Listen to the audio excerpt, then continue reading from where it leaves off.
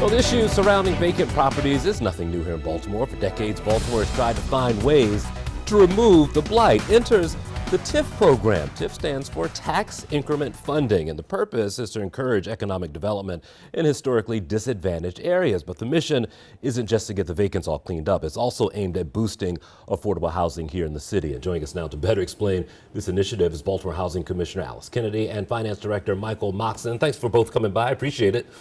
Thanks for having us. I don't understand TIF, so this is going to be your job today. First, walk me through this program and what it means for a housing department. So I think overall this has been a great partnership between the Finance Department and the Department of Housing and Community Development to bring something new and innovative to the city of Baltimore in order to tackle vacant properties. Michael, you did a good job of explaining this to me. And when it comes to TIFs in this program, there's the pot's about $150 million? That's right. That's right. How does this end up getting out to folks who want to change a block? That's right. So this is going to be a grant that folks can apply for. What the city does is borrows money that is going to be repaid back through property taxes that are going to be paid by the people that are going to be living in these houses that we are fixing up. And these grants can be applied for with applications that are open right now.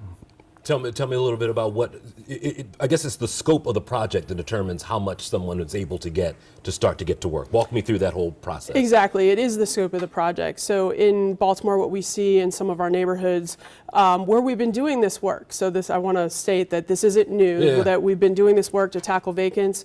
We're actually down to 12,416 vacants in the city of Baltimore as of this morning. But in that work, what we've seen is that in certain neighborhoods, the cost of doing the renovation of a vacant property is higher than what we could sell that for, higher than the appraised value. And the funding from the TIF will allow us to cover what we call that appraisal gap, but it will also help us create affordability. So that's one of the key things about this, is that this is an affordable housing tax increment financing program, and we have a goal on creating affordable housing as well out of this for residents. And the funding will shift depending upon the project specific and what those gaps are. If I'm a young entrepreneur and I see this block I want to work on, I'm coming to you as a finance director. So will the money help me cover? It helps me cover the entire project of what I'm working on right now. And do I need to show you exactly what I'm up to? Yeah, you have to fill out the application. You have to show us what your plan is. You have to show us if you own the property, basically what you plan to do with it, what your financing is already, and we'll review these one by one. We look forward to giving out this money, and we will be doing it in tranches. So you can apply right now, right away, and we're looking to give out this first tranche as quickly as possible, but we will be doing more tranches over the coming months and years. So we're definitely looking to keep the money flowing. Tell me about the difficulty dealing with a property owner who's owned this house since the 60s and just let this bad boy sit. I mean, there's a tree growing through the living room and shooting out the roof.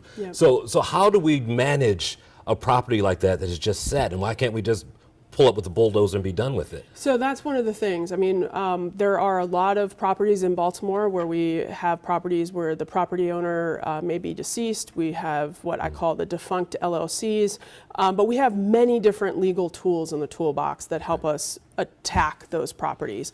But there are property rights, and so we can't just take someone's property. We have to make sure that we go through due process. We have to either purchase the property for market value, but that is one thing where we're not just going to go through and bulldoze communities. Also, there's been a shift over the last decade in community development practices, right? So this is about working with our communities, doing our block level planning with our communities, knowing exactly what properties are vacant on the block, what properties does the community want to see redeveloped? Where do we want to see vacants demolished? Where do we want to see new green space? Where do we want to see recreation space?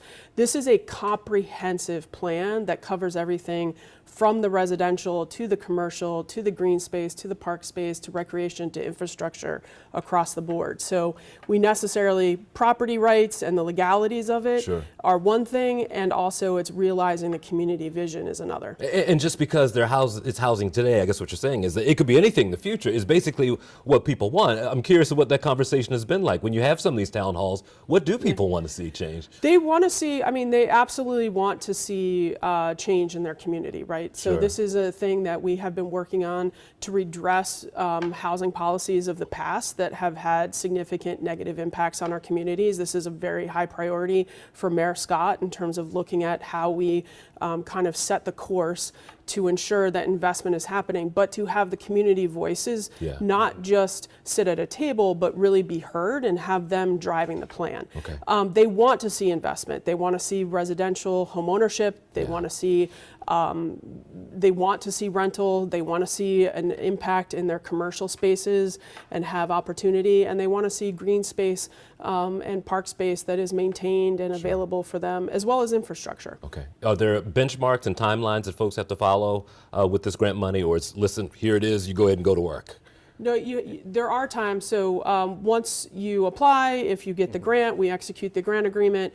And then we typically have people on a 12-month time period to complete their construction and redevelopment of the vacant property. Michael, what don't I know about TIF so far? I think we've gotten everything, but tell me, is there something top of mind that folks should know if they want to take part in this?